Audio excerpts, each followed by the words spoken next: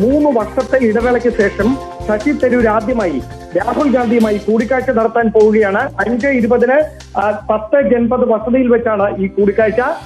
നിർണായക കൂടിക്കാഴ്ചയുമായി ബന്ധപ്പെട്ട ഈ വിശദാംശങ്ങൾ ന്യൂസ് 18 പുറത്തുവിട്ട മിനിറ്റുകൾക്കകം AICC ആസ്ഥാനത്തിനടുത്തുള്ള സോണിയാഗാന്ധിയുടെ ഔദ്യോഗിക വസതിയായ 10 ജൻപതിലേക്ക് ശശി തരൂരിന്റെ വാഹനമെത്തി.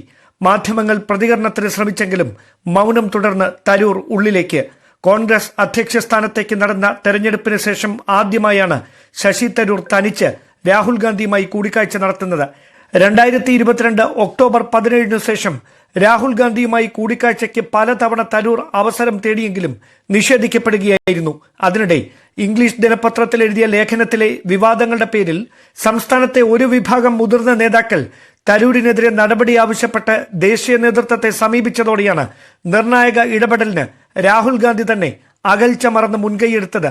പ്രവർത്തക സമിതി അംഗത്വം രാജിവെക്കണമെന്ന പരസ്യ നിലപാടെടുത്ത നേതാക്കളെയും തരൂർ പാർട്ടി വിട്ടേക്കുമെന്ന് പ്രചാരണം നടത്തിയ രാഷ്ട്രീയ എതിരാളികളെയും ഞെട്ടിച്ചുകൊണ്ടായിരുന്നു രാഹുൽ ഗാന്ധിയുടെ അപ്രതീക്ഷിത മഞ്ഞുരുക്കൽ നീക്കം. സോണിയാഗാന്ധിയുടെ സാന്നിധ്യത്തിൽ 1 മണിക്കൂറിലേറെ നീണ്ട കൂടിക്കാഴ്ചയിൽ ദേശീയ സംസ്ഥാന വിഷയങ്ങൾ ചർച്ചയായതായാണ് വിവരം. 10 ജൻപതിലെ പ്രധാന കവാടം ഒഴിവാക്കി മാധ്യമങ്ങൾക്ക് മുഖം കൊടുക്കാതെയായിരുന്നു ശശി തരൂരിന്റെ മടക്കം. കൂടിക്കാഴ്ചയുടെ വിശദാംശങ്ങൾ മാധ്യമങ്ങളിൽ ചർച്ചയാകാതിരിക്കാൻ രാഹുൽ ഗാന്ധി തന്നെയാണ് തരൂരിന് നിർദ്ദേശം നൽകിയതെന്നാണ് സൂചന.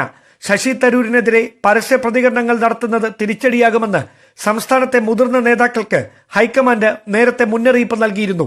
പോഷക സംഘടനകളുടെ പ്രതിഷേധങ്ങൾ വിലക്കി KPCC നേതൃത്വവും രംഗത്തെത്തിയതോടെ ലേഖന വിവാദത്തിന്റെ പേരിൽ ശശി തരൂരിനെതിരെ നടന്ന പരസ്യ വെടിപ്പലക്കലുകൾക്ക് തൽക്കാലത്തേക്കെങ്കിലും വിരാമം.